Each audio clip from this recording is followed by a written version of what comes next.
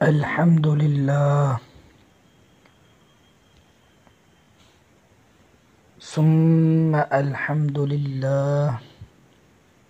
الحمد لله حمدا يوافي نعمه ويكافي مزيده.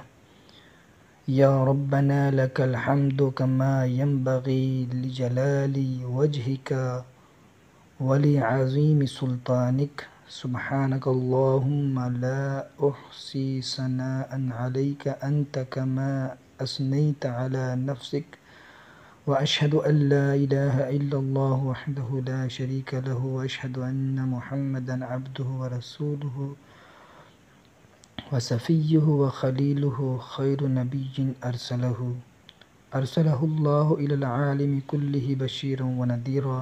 اللهم صل وسلم وبارك على سيدنا محمد وعلى آل سيدنا محمد صلاة وسلاما دائمين متلازمين إلى يوم الدين. وأوصيكم أيها المسلمون ونفس المذنبة بتقوى الله تعالى. فانظر إلى آثار رحمة الله كيف يحيي الأرض بعد موتها إن ذلك لمحيي الموتى وهو على كل شيء قدير. صدق الله العظيم وصدق رسوله النبي الكريم. اللہ کی رحمت کے نشانات دیکھو کہ وہ کس طرح زمین کو مردہ ہونے کے بعد زندہ کرتا ہے. بے شک وہ مردوں کو زندہ کرنے والا ہے اور وہ ہر شے پر قادر ہے. ارشاد فرمایا کہ اے لوگو، اللہ تعالیٰ کی رحمت یعنی بارش نازل ہونے پر مرتب ہونے والے نشانات دیکھو کہ بارش زمین کو سیراب کرتی ہے، پھر اس سے سبزہ نکلتا ہے، سبزے سے پھل پیدا ہوتا ہے اور پھلوں میں غذائیت ہوتی ہے اور اس سے جانداروں کے جسمانی نظام کو مدد پہنچتی ہے. اور یہ دیکھو کہ اللہ تعالیٰ یہ سبزے اور پھل پیدا کر کے کس طرح خشک ہو جانے والی زمین کو سرسبز و شاداب بنا دیتا ہے. اور جس نے خشک زمین کو سرسبز کر دیا وہ بے شک مردوں کو زندہ کرے گا اور وہ ہر اس چیز پر قادر ہے جو اس کی قدرت کے تحت آنے کی صلاحیت رکھتی ہے.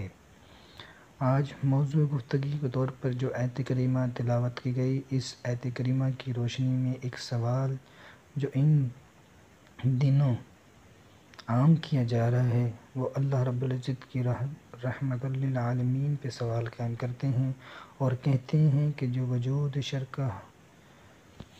شرک کے اگر اللہ رب العزت ارحم الراحمین ہے، سراپا خیر و برکت عطا فرمانے والا ہے، تو پھر سوال ہے کہ جو رحمان رحیم رب ہے اس کی خدائی کے اندر پھر کسی کے ساتھ ظلم کس طرح ہو سکتا ہے؟ حادثات کیوں ہوتے ہیں؟ زلزلے کیوں آتے ہیں؟ دیگر مصائب و مشکلات کیوں نازل ہوتے ہیں؟ معزز سامعین، یہاں سے مداخل بناتے ہوئے مسلمانوں کے ذہنوں کو خراب کرتے ہیں، نوجوانوں کے لیے عقائد اسلامیہ کو مشکوک بنایا جاتا ہے، ایمان سے دور کرنے کی کوشش کی جاتی ہے اور نعوذ باللہ ایسی باتیں کیسے کی جاتی ہیں کہ تم نے خواہ مخواہ ایسے دین کا سلسلہ بنایا ہوا ہے، وگرنہ زمانے میں اتنے دکھ اور مصائب نہ ہوتے. تو آج کے اس مختصر درس پاک میں اس بیجا اعتراض پہ علماء کے چند مشہور جوابات کو بیان کیا جائے گا. مصر کے عظیم شیخ المصطفیٰ محمود رحمۃ اللہ علیہ تھے. سب سے پہلے آپ نے مصر میں فی الحاد کا درد فرمایا تھا اور قاہرہ میں آپ کے نام کی اب بھی سب سے بڑی مسجد موجود ہے اور اس کا نام ہی مسجد مصطفیٰ محمود ہے. آپ نے اس کے رد پہ ایک مکمل کتاب لکھی اور علاوہ ازیں دیگر لوگوں نے بھی اس کام کیا اور کہا کہ ایسے شکوک و شبہات پیدا نہ کرو کہ نعوذ باللہ یہ جو شر اور برائی کا وجود ہے، اللہ تعالیٰ کسی کو برائی کا حکم نہیں دیتا. ہاں، اللہ تعالیٰ مصائب و مشکلات اور برائی کی گنجائش دیتا ہے، اس کا حکم نہیں دیتا. اب اجازت اور حکم میں بڑا فرق ہے. اجازت شرع اللہ تعالیٰ نہیں دیتا. اس کی وجہ یہ ہے کہ خود اللہ تعالیٰ نے قرآن مجید میں ارشاد فرمایا، قُلْ إِنَّ اللَّهَ لَا يَأْمُرُ بِالْفَحْشَاءِ، تم فرما دو اے حبیب بے شک اللہ بے حیائی کا حکم نہیں دیتا. ایک مقام پر ارشاد فرمایا، قُلْ أَمَرَ رَبِّي بِالْقِسْطِ، آپ فرما دیجیے کہ میرا رب انصاف کا حکم دیتا ہے. اس طرح ایک اور مقام پر ارشاد فرمایا، ان اللہ یأمر بالعدل والإحسان وإیتاء ذی القربى وینہی عن الفحشاء والمنکر والبغی یعظکم لعلکم تذکرون. بے شک اللہ عدل اور احسان اور رشتہ داروں کو حکم دینے والا ہے، رشتہ داروں کو دینے کا حکم فرماتا ہے اور بے حیائی اور ہر بری بات اور ہر ظلم سے منع فرماتا ہے۔ وہ تمہیں نصیحت فرماتا ہے تاکہ تم نصیحت حاصل کرو۔ معلوم ہوا اللہ تعالیٰ برائی اور ظلم کا حکم نہیں دیتا، تو اب سوال پیدا ہوتا ہے پھر گنجائش کیوں دیتا ہے؟ تو علماء نے قرآن مجید کی روشنی میں اس حوالے سے فرمایا کہ اللہ تعالیٰ گنجائش اس لیے عطا فرماتا ہے تاکہ بندوں کے پاس ان کی آزادی موجود رہے، حریت کا درجہ قائم رہے۔ لیکن اگر اللہ اس آزادی حریت کو سلب کر لیتا تو پھر بندے سے امتحان لینے کا مقصد باقی نہ رہتا اور سارے فرشتوں کی طرح نیک ہو جاتے، خیر ہی خیر پھیل جاتی، اور فرشتے تو ہمہ وقت تسبیحات، رکوع سجود میں مشغول ہیں، تو اس طرح انسان اور فرشتوں میں کوئی فرق نہ رہتا اور انسان اشرف المخلوقات نہ بن سکتا۔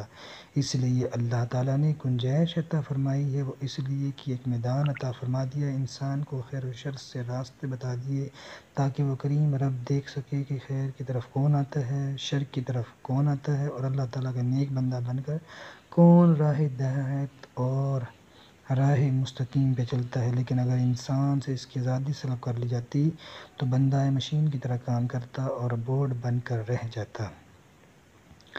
اب یہ پہلو بھی غور طلب فرمائیں کہ جو برائیاں، مصائب، آلام اور تکلیفیں ہمیں نظر آتی ہیں یہ استثناء ہیں، اصل نہیں ہیں۔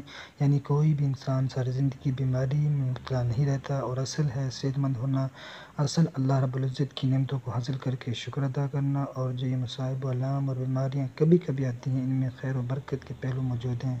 تو معلوم ہوا کہ اصل ہے صحت مند رہنا، ساکن و پرسکون رہنا۔ لیکن اعتراض کرنے والے سوال کرتے ہیں کہ اگر اللہ رب العزت رحمت العالمین ہے تو پھر اس کا وجود شر کا معنی کیا ہے؟ تو علماء فرماتے ہیں کہ اصل نہیں ہے بلکہ یہ استثنائی صورتیں ہیں، بلکہ اصل تو یہ ہے کہ لوگوں کو صحت میسر ہے، زمین پہ لوگوں کو ہر قسم کی سہولت میسر ہے، زمین سے اپنا رزق حاصل کرتے ہی آرام سکون سے ہوتے ہیں، اپنی عبودیت کی ذمہ داری ادا کرتے ہیں، لیکن کبھی کبھی بیماری اور مصیبت کی شکل میں جھٹکے دیے جاتے ہیں، خوف طاری کیا جاتا ہے، آزمایا جاتا ہے۔ تو یہ چیزیں اصل نہیں ہیں بلکہ اصل وہی ہے جو بیان ہو چکا۔ اسی طرح علماء فرماتے ہیں جو دکھ اور تکلیف اللہ تعالیٰ کی طرف سے آتی ہے اس میں رحمت و برکت کا پہلو غالب ہوتا ہے، اس میں بھی اللہ تعالیٰ کی رحمت موجود ہوتی ہے۔ اللہ تعالیٰ نے قرآن مجید میں ارشاد فرمایا فانظر إلى آثار رحمت اللہ کیف یحیی الارض بعد موتها ان ذلک لمحیی الموتى وهو على كل شیء قدیر۔ اللہ کی رحمت کے نشان دیکھو، وہ کس طرح زمین کو مردہ ہونے کے بعد زندہ کرتا ہے، بے شک وہ مردوں کو زندہ کرنے والا ہے اور وہ ہر شے پر قادر ہے۔ اور اس بات کی گواہی تو ڈاکٹر بھی دیتے ہیں کہ اگر انسان پہ بیماری نہ آئے تو اس کا مدافعتی نظام بہتر نہیں ہوتا، اس قوت مدافعت حاصل نہیں ہوتی، اور جب انسان کو مرض لاحق ہوتا ہے تو اس کا بیماریوں سے لڑنے کے لیے اندرونی نظام بہتر ہوتا ہے اور انسان پھر سے اچھی صحت کی طرف آتا ہے۔ اور اس طرح اگر کسی ماں کو بے اولادی کا دکھ برداشت کرنا پڑے تو ایسا وقت بھی آتا ہے کہ اللہ تعالیٰ ماں کو اولاد کی شکل میں سکھ عطا فرماتا ہے۔ ہر عصر کے بعد آسانی و یسر موجود ہے۔ اس کی ایک اور مثال ہمارے سامنے موجود ہے کہ جب آسمان پہ بجلی کڑکتی ہے تو اس زوردار گرج سے لوگ تو ڈر جاتے ہیں، لیکن اس کے پیچھے اللہ رب العزت کی رحمت اور بارش کے نزول کا پیغام بھی ہوتا ہے، اور ابر کرم چھم چھم کر برستا ہے، اور اللہ تعالیٰ کی رحمتیں انسان کو نصیب ہوتی۔ عربی کا ایک مشہور قول ہے اگر قوس اور کمان میں ٹیڑھا پن نہ ہوتا تو اس سے تیر نہ چل سکتا۔ تو معلوم ہوا کہ فطرت و قدرت میں جو آزمائش ہے ان میں بھی خیر کے پہلو موجود ہیں کہ اللہ تعالیٰ اپنے بندوں پہ ان آزمائشوں کے ذریعے مہربانی فرماتا ہے۔ اگر حضرت یوسف جیل میں نہ جاتے تو مصر کے تخت پہ بیٹھنا نصیب نہ ہوتا۔ اسی طرح کبھی زلزلوں اور اس قسم کی آزمائشیں آتی ہیں تو اس میں بھی راز موجود ہیں جو ہر انسان سمجھ نہیں سکتا۔ زمین اپنے خزانے گھولتی ہے جس کا فوری طور پر انسان اور اس کی عقل ادراک نہیں کر سکتی۔ اسی طرح دکھ اور تکلیف کو دیکھے بغیر خیر اور رحمت کی قدر نہیں ہوتی، جیسے اگر بدصورتی نہ ہوتی تو انسان حسن و جمال کی قدر نہ کرتا، مرض کے بغیر صحت تندرستی کی قدر نہ ہوتی، اندھیرے کے بغیر روشنی کی قدر نہ آتی، چیزیں اپنے متضاد چیزوں سے پہچانی جاتی ہے۔ اسی طرح زندگی ایک امتحان ہے کہ زندگی ایک مدرس ہے اور انسان مدرسے میں غلطیاں کرتے ہیں اور ان سے سیکھتے ہیں، اور پھر جب بندہ غلطیوں اور کوتاہیوں پہ توبہ کرتا ہے تو اللہ تعالیٰ اپنے بندوں پہ مہربانیاں فرماتا ہے۔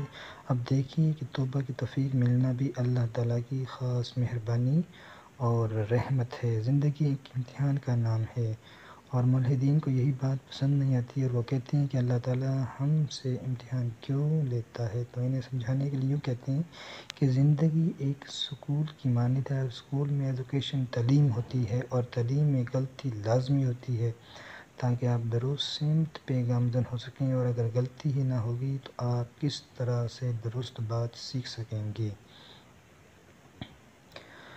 زندگی کی کہانی اور سٹوری کی مانند ہے، جس کا محض ایک چیپٹر نہیں بلکہ کئی چیپٹرز ہیں۔ آپ کوئی کتاب پڑھ رہے ہوں اور اس کتاب کے 20 نمبر صفحے پہ پہنچے ہوں اور اس پہ بہت سی تکلیف کا ذکر ہو، تو آپ پہ یہ نتیجہ نہیں نکال سکتے کہ اس کتاب کا موضوع ہی سارا تکلیف و مصائب پہ مشتمل ہے، کیونکہ وہ اس کتاب کا آخری صفحہ نہیں بلکہ کہانی ابھی باقی ہے۔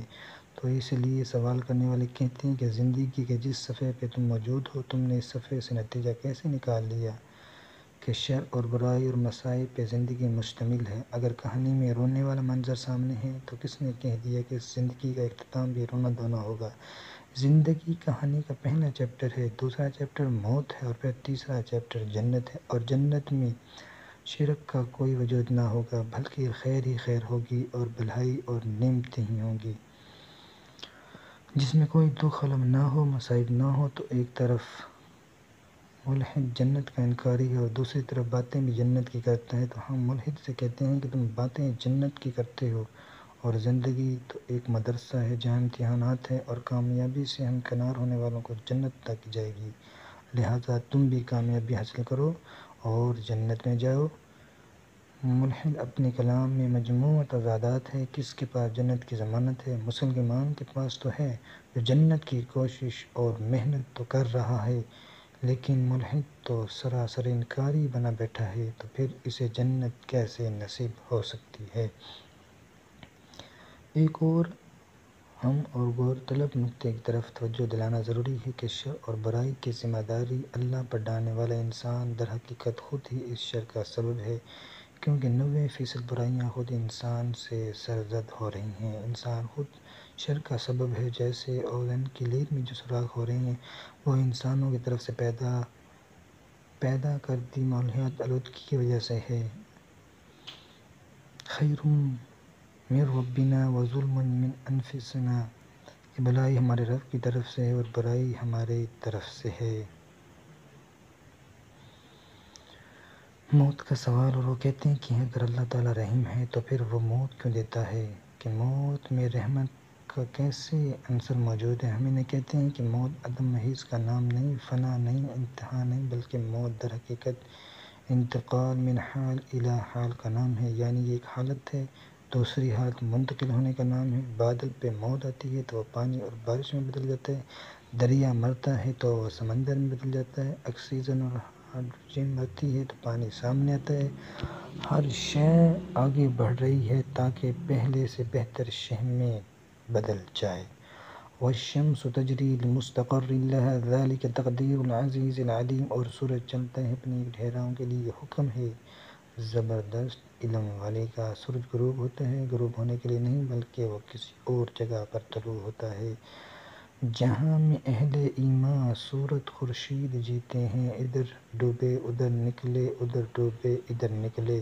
جب مومنین مرتے ہیں تو زیادہ خوبصورت مقام کی طرف منتقل ہو جاتے ہیں، اپنے احباب سے ملتے ہیں، جنت میں جاتے ہیں۔ دنیا اس کہانی کا پہلا باب ہے اور موت کا اس کا دوسرا باب ہے۔ سوال کرنے والے کا انکار بھی کرتا ہے اور آرزو بھی کرتا ہے، اور پھر یہ سوچے کہ اگر موت نہ ہوتی تو ہماری دنیا کا منظرنامہ کچھ ایسا ہوتا کہ ایک شخص کا ساتواں دادا بھی اس گھر میں موجود ہوتا، اور ایک بچے کی اپنے ساتویں دادے کے ساتھ لڑائی محض اپنے کمرے میں سونے کی وجہ سے ہو رہی ہوتی۔ باپ بیٹے کو کچھ نہ سکھاتا، کیونکہ باپ کو بھی اس دنیا میں ہمیشہ رہنا تھا۔ اگر وہ اپنا فن ہنر بیٹے کو سکھا دیتا تو اس باپ کا علم ختم ہو جاتا، باپ کا کوئی وارث بن سکتا، مال آگے منتقل نہ ہو سکتا، اور ہر شخص ہی اس مال کا مالک بن کر موجود رہتا۔ تو معلوم ہوا کہ موت بھی رحمت کے کئی پہلو موجود ہیں۔ موت کو سمجھا ہے غافل، اختتام زندگی ہے یہ صبح دوام زندگی۔ اللہ تعالیٰ بہت رحیم ہے، آزادی عطا کرنے کے لیے دکھ اور علم کو اجازت تو دیتا ہے، لیکن اس میں ڈھیروں حکمتیں موجود ہیں۔ پھر اللہ تعالیٰ نے ہمیں ان تمام مصائب اور دکھوں کو جھیلنے کے لیے ایمان کی دولت عطا فرما دی، جو دکھوں کو راحت میں بدل دیتا ہے۔ اگر آپ تھوڑے سے پانی میں نمک شامل کریں تو وہ اسے کڑوا کر دے گا، لیکن اگر آپ بہت سا نمک بہت بڑے پانی کے ڈرم میں ڈالیں گے تو پھر بھی پانی کے اوپر اس معمولی سی نمک کا کوئی اثر نہیں ہوگا۔ تو جتنا کسی کے دل ایمان زیادہ ہوگا تو وہ دکھ اور مصائب جھیل کر بھی اتنا ہی زیادہ مومن رہے گا، اور اللہ تعالیٰ سے اس کا تعلق بھی موجود رہے گا، جیسے ہمارے صوفیہ فرماتے ہیں، جنہاں دکھاں وچ دلبر راضی تے میں سکھنوں چلے پاواں، اور مقام پر فرمایا دکھ قبول محمد بخشا راضی رہن پیارے، جنہاں دکھاں تے دلبر راضی میں سکھاں نوں پاواں واراں۔ اللہ تعالیٰ ہم سب کو ایسے فتنوں سے محفوظ رکھے جو ایمان کی بربادی کا سبب بنے، اور ہم سب کو حضور نبی رحمت صلی اللہ علیہ وسلم کی سچی پکی غلامی اور محبت نصیب فرمائے، آمین ثم آمین، صلی اللہ تعالی علیہ وآلہ